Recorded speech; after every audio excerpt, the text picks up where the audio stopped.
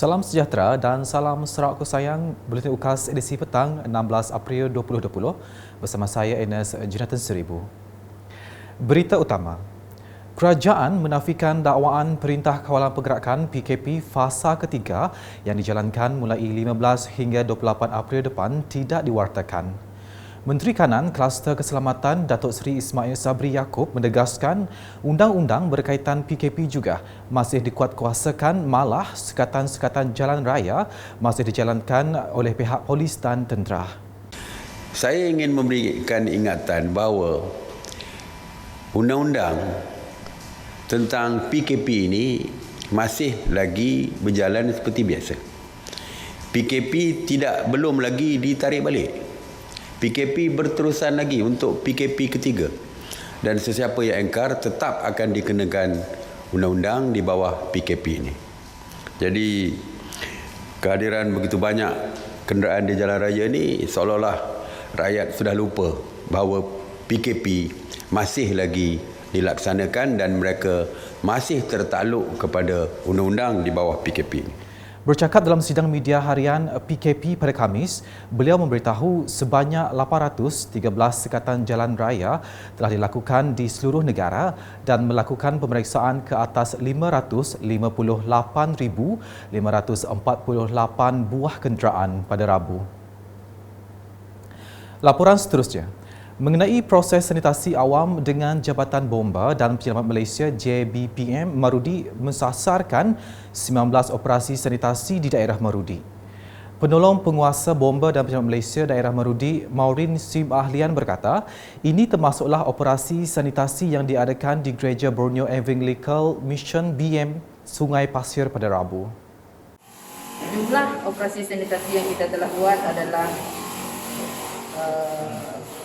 18 lah, termasuk hari ini. Jumlah keseluruhan yang kita target adalah 19 operasi sanitasi, iaitu meliputi rumah-rumah ibadah dan tempat pengumpulan awam seperti pasar rakyat Marudi, perpustakaan, dan bangunan-bangunan kerajaan. SIM menambah, tujuan operasi sanitasi ini diadakan adalah untuk memastikan kawasan tumpuan awam ini bersih dan selamat daripada wabak COVID-19.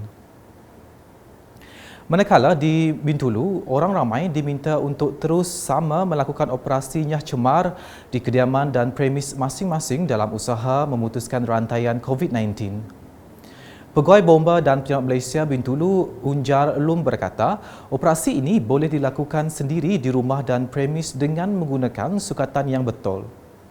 Kita berharap aktiviti seperti nyakuman ini bolehlah dibuat di rumah masing-masing dan juga di pejabat supaya kita ni sama-sama mengambil bahagian untuk memutuskan rantaian kemerebakan COVID-19 ini. Tambahnya, dengan adanya aktiviti-aktiviti nyakuman seperti ini sama ada secara individu atau berkumpulan serta komuniti, ianya dapat membantu memutuskan rantaian penularan wabak COVID-19. Berita seterusnya. Jabatan Pertanian Marudi, Pertubuhan Peladang Kawasan PPK Baram dan Fama Bahagian Miri telah mengambil inisiatif untuk membeli hasil pertanian yang terpilih bagi meringankan beban yang ditanggung oleh para pekebun dan petani di daerah Marudi. Penolong Pegawai Pertanian daerah Marudi, Semar Laid berkata, inisiatif ini sedikit sebanyak membantu pekebun dan petani tempatan yang mengalami kesukaran dalam menjual hasil tanaman disebabkan PKP. Bagi meringankan beban dan mengurangkan kerugian yang ditanggung oleh para petani yang mana hasil-hasil pertanian yang tidak dapat dijual atau berlaku lambakan akibat COVID-19, Jabatan Pertanian Sarawak melalui Pertubuhan Peladang Kawasan telah mengambil inisiatif dengan membeli hasil-hasil pertanian yang terpilih. Tambah Semar lagi, selain dijual kepada orang awam, hasil tanaman ini juga akan disumbangkan kepada petugas-petugas barisan hadapan. Berikut pula mengenai bantuan makanan Sarawak Sayang. Seramai 808 ketua isi rumah dari 11 kampung di zon Punang Lawas menerima bantuan makanan yang disumbangkan oleh kerajaan negeri. Sementara itu, ketika ditemui UKAS, Ketua Kampung Sualai Ahad Tuah mengucapkan terima kasih kepada Kerajaan Sarawak atas bantuan makanan ini dan memberitahu tiada gejala kurang diingini berlaku di Kampung Sualai.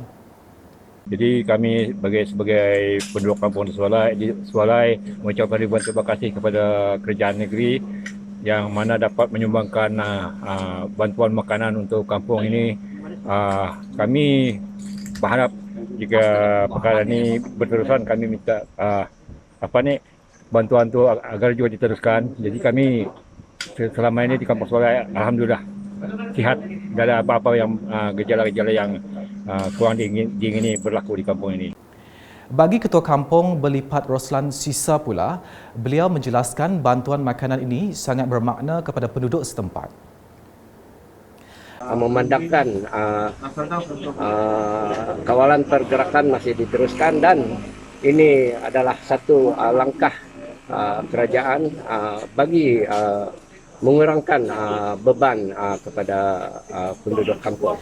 Manakala di Inkelili, seramai 253 ketua isi rumah yang tercicir menerima bantuan makanan Sarawak Ku Sayang di kawasan berkenaan sebelum ini kini boleh melakar senyuman selepas mereka menerima bantuan tersebut pada Khamis.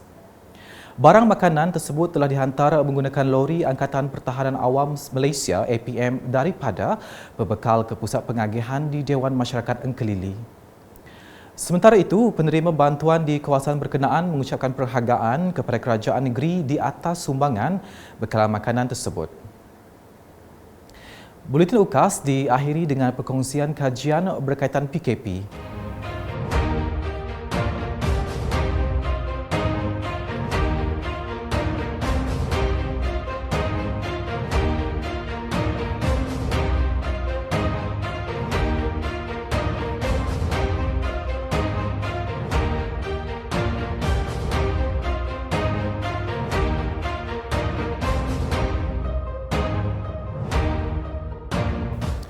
Sekian edisi petang bersama saya Ines Jonathan Seribu dan kru penerbitan. Sentiasa berwaspada di mana sahaja anda berada. Dapatkan berita terkini Sarawak setiap hari dengan melayari ukas.sarawak.gov.my atau di Facebook, Instagram, Twitter dan saluran YouTube Buletin UKAS. Salam UKAS.